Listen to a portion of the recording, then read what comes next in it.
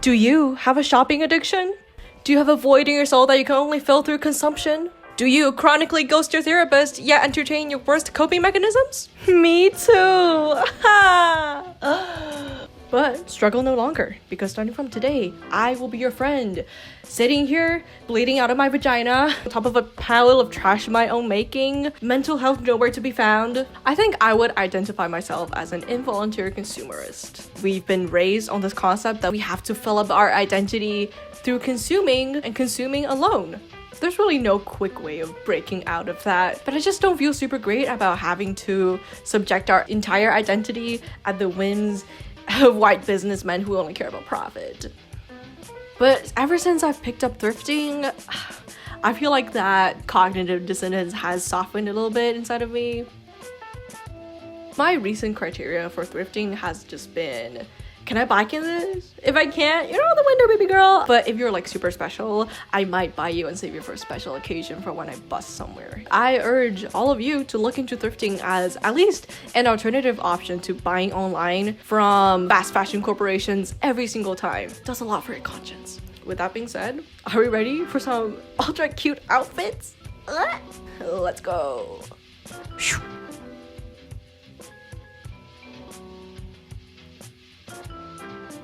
Up first, we have the super fucking cute jean skirt. Oh my god, I can't express how obsessed I am with this piece of clothing. There's something about it that's just so comfortable. It gives up the look that you're wearing jeans, obviously, but it gives your lives that unprecedented amount of freedom. You could spread it as much as you want. You could ride a bike, you could ride a bus. I don't know what else you would do in a pair of jeans, but this definitely frees your legs to a crazy amount, and I love that. I styled it first with just this plain white shirt. I tied it up in the front and then tucked the two little flaps that you get from tying shirts up into the knot itself so that it would look a little bit more put together.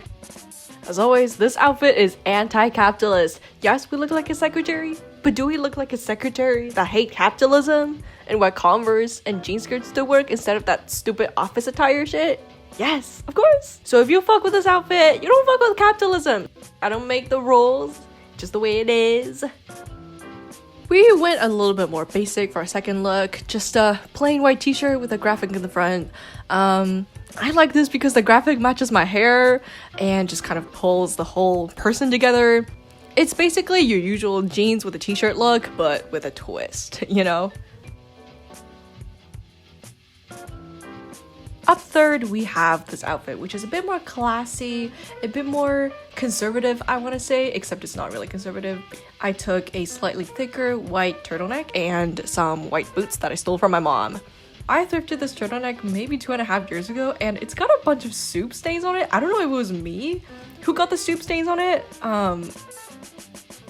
After all that, I just threw on a bright red lip to match with the USA flag patriotism going on here. I mean, if America doesn't have anything else right, they got the color scheme down. In a smooth transition, we are going to move on to our second thrifted item, which is a super cute sweater. As an art kid, I think if I were to go back to my old art studio anytime soon, this is definitely the outfit that I would wear. Sweaters untucked, balloon pants poppin'. There's not really any other way of describing it. And for a variation of this look, I just basically tucked in my sweater into my pants. You want to make sure that when you do this, you really want to get in there. Like, if your ass hasn't been getting enough love lately, this is your chance. These pants are amazing if you feel self-conscious about your legs looking too short.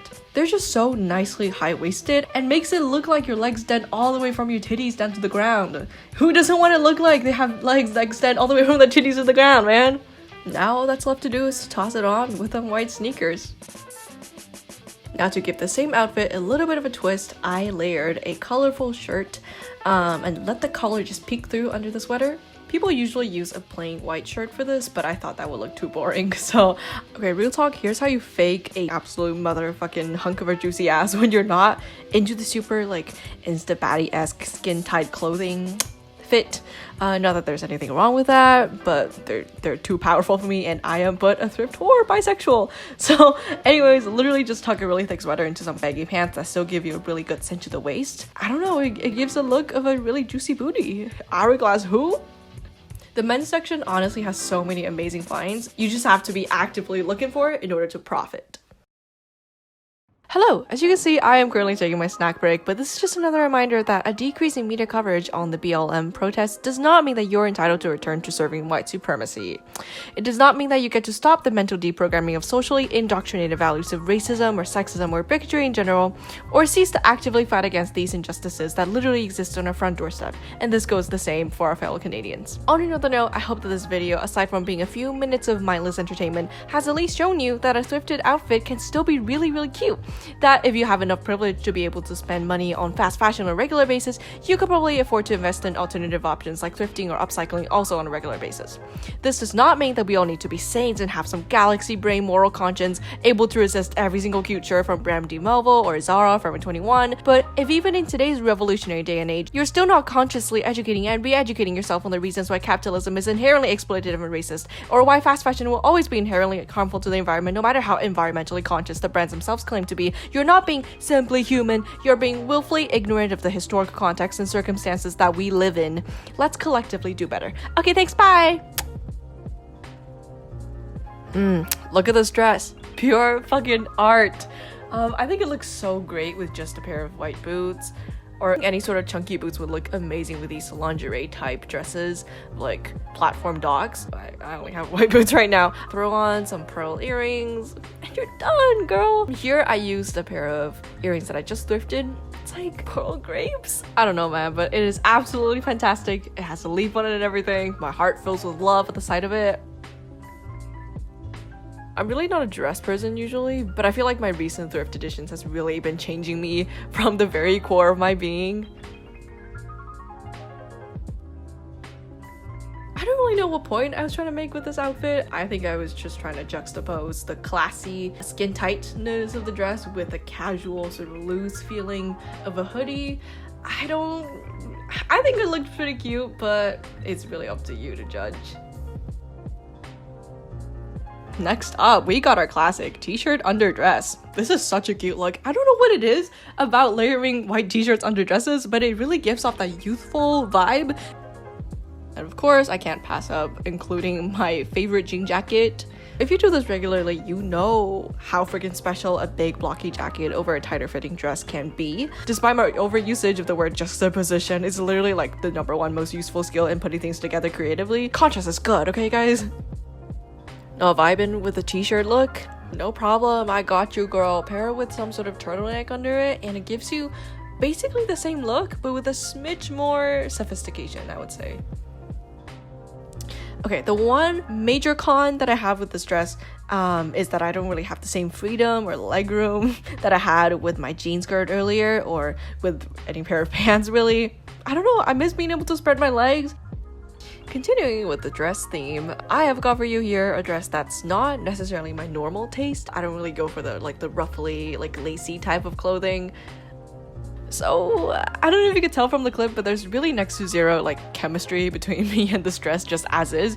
Like if I woke up in the morning and tossed it on, it would just emphasize the parts of my body that I hate the most about myself. Not that I'm normalizing hating your body as a woman, but that is a completely different story if we throw a t-shirt under it and calling it a day. Could this be considered a life hack? Because it really should, and it makes truly a world of difference, especially if you're a little bit self-conscious about your arms. I personally have not had a singular arm day in all 18 years of my life that I've lived thus far. So yeah, here goes. Got a bit of that jiggle, and I am self-conscious about it. There's no shame in that.